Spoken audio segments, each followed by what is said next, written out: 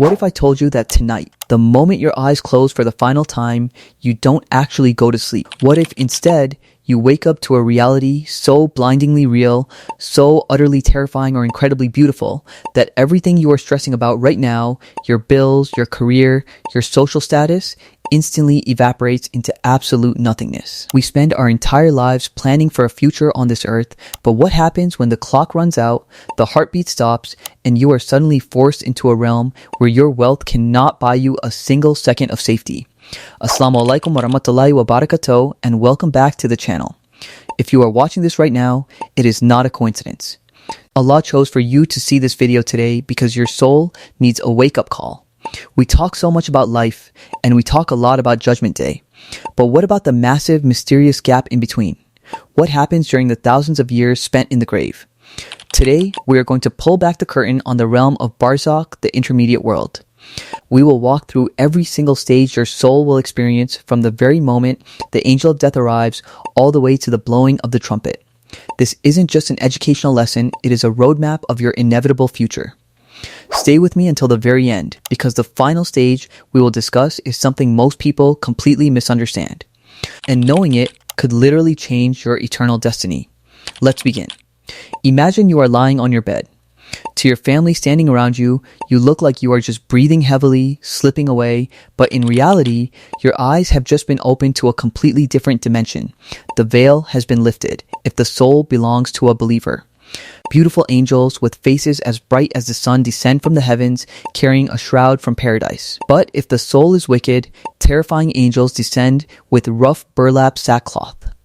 Then the angel of death, Malak al-Maut, arrives and sits right at your head. To the good soul, he speaks with gentle tenderness, "O peaceful soul, come out to forgiveness from Allah and His pleasure." It flows out as smoothly as a drop of water trickling from the lip of a waterskin. But to the corrupt soul, he roars, "O filthy soul, come out to the anger of Allah and His wrath." It violently rips through the body, tearing veins and nerves apart. This isn't a metaphor. This is the exact reality described by the Prophet Muhammad Sallallahu peace be upon him sallam in a lengthy and profound hadith recorded in Musnad Ahmad. Think about it. We spend so much money on skincare, high-end clothes, and comfort for this physical body. But at this exact moment, the body becomes an empty shell left behind on a mattress. The real you, your soul, is wrapped up and taken on a journey through the skies. The gates of heaven open wide for the righteous soul, welcoming it with the most beautiful names it was called in this life. But for the wrongdoer, the gates of heaven slam shut and the soul is cast back down to earth in humiliation. And if you could but see when the wrongdoers are in the overwhelming pangs of death while the angels extend their hands, discharge your souls. Today you will be awarded the punishment of humiliation, Al-Anam 693. Now, your body has been washed, shrouded, and carried to the cemetery. You can hear the footsteps of your loved ones walking away. The dirt is piled on top of you. It is dark.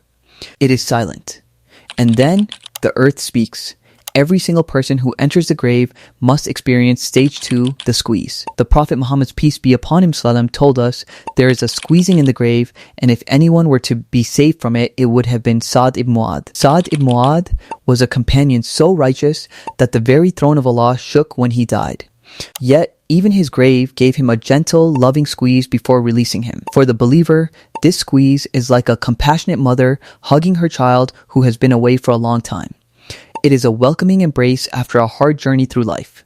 But for the disbeliever or the unrepentant sinner, the earth constricts with such violent, unforgiving force that their rib cages literally crush and intertwine into one another. If you've ever felt claustrophobic in an elevator or a small room, this next part is for you, because it shows exactly how we can turn that narrow, dark pit into a spacious garden. Stay with me, because how your grave behaves depends entirely on what you filled your heart with while you were walking on top of it. Suddenly, the silence is broken. Two terrifying angels, Munkar and Nakir, descend upon you. They are described as having pitch black skin and piercing deep blue eyes. Their voices sound like crashing thunder, and they sit you right up in your grave. There are no cheat sheets here. Your worldly degrees, your high IQ intellect, and your smooth talking skills will completely fail you. In this stage, your tongue is controlled entirely by the state of your heart. They will ask you 3 explosive questions. Man Rabuka, who is your Lord? Ma dinuka, what is your religion? Man nabiyuka, who is this man who was sent among you? If you lived your life genuinely seeking Allah's pleasure, establishing your prayers, and loving the Prophet, peace be upon him, your soul will answer with absolute calmness, my Lord is Allah, my religion is Islam, and my Prophet is Muhammad. A voice will then call out from the heavens, my servant has spoken the truth. But what about the person who just wore Islam as a cultural identity? The one who knew about the prayers but chose sleep, movies, or partying instead? The one who chased money but forgot the one who provides it? When asked these questions, they will stutter in absolute horror, haha, I don't know. I heard the people saying something, so I said it too. They knew the answers in this life, but because those answers weren't alive in their hearts, their tongues are physically paralyzed from speaking them. But wait, there's one more point that completely changed how I see this, and it is the part that gives me the chills every time I read about it. Once the interrogation is over, your grave undergoes a massive permanent transformation. If you pass the test, a window opens up in your grave. But it doesn't open to the world, it opens up straight to hellfire. You see the blazing flames, the boiling water, the sheer agony, you freak out. You ask, why am I seeing this? The angels will look at you and say, that was your seat in hellfire, but Allah has replaced it with a seat in paradise because you are faithful. Then, that window slams shut and a massive portal opens up to Jannah. The cool, fragrant breeze of paradise fills your grave. Your resting place is expanded as far as your eyes can see. A beautiful, elegant companion wearing stunning garments and smelling like luxury enters your grave. You look at them and ask, who are you? Your face brings glad tidings, and the companion smiles and says, I am your good deeds.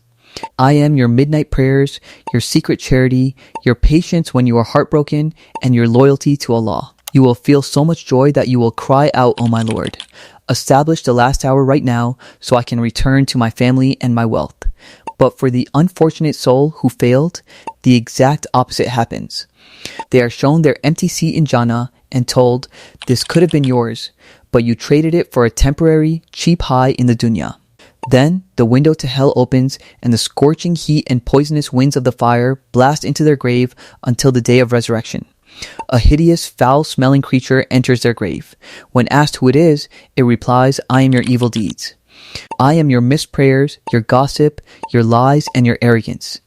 That soul will scream in sheer terror, O Lord, do not establish the hour, never let the hour come. I'm going to share something most Islamic channels never talk about, and it answers a huge question: how does time pass in the grave? If a person has been dead for 5,000 years, have they been suffering or relaxing for that entire time? How does it feel? For the righteous believer, the grave becomes a place of peaceful rest. The angels tell them, Namka naumatil aru, sleep like the sleep of a bride on her wedding night, whom no one wakes up except the person most beloved to them. Think about when you fall into a really deep, beautiful, dreamless sleep. You close your eyes, and when you wake up, 8 hours have passed in what feels like a single second. That is how the thousands of years in Barzakh will feel for the believer. They will close their eyes at death, sleep peacefully, and when the trumpet blows for resurrection, they will blink and think they were only dead for an hour or a day. But for the criminals, the tyrants, and those who willfully ignored Allah, Barzakh is a place of continuous, active torment. The fire, they are exposed to it morning and afternoon. And the day the hour appears, make the people of Pharaoh enter the severest punishment. Surah Ghafir 40:46. This ayah is the ultimate proof of the punishment of the grave. Even before Judgment Day arrives, the wicked are forced to sit and look at their punishment twice a day, every single day, trapped in an unending nightmare of anticipation and torment. My dear brothers and sisters, Barzakh is real. The grave is waiting for every single one of us. We don't know if our turn is in 50 years or if it's before the sun sets today. But the beauty of Islam is that as long as you have breath in your lungs right now, you can rewrite the script of your grave. You can turn that dark pit into a garden of paradise today by just turning back to Allah. If this video shook your heart and reminded you of what truly matters, please hit the like button so the algorithm shares this message with more people. Subscribe to the channel for more reminders that ground your soul, and please share this video with just one person, a friend, a family member who needs a gentle reminder to get back on track. You never know whose guidance you might be the cause of. Let us close by asking Allah with a sincere heart, O Allah, we seek refuge in you from the punishment of the grave. O Allah, make our graves a spacious garden from the gardens of paradise, and do not make them a pit from the pits of hellfire. O Allah, make our final words in this life, La ilaha illallah, and make the interrogation of Munkar and Nakir easy for us. Ameen. Thank you for watching. Until next time, Assalamu alaikum wa rahmatullahi wa barakatuh.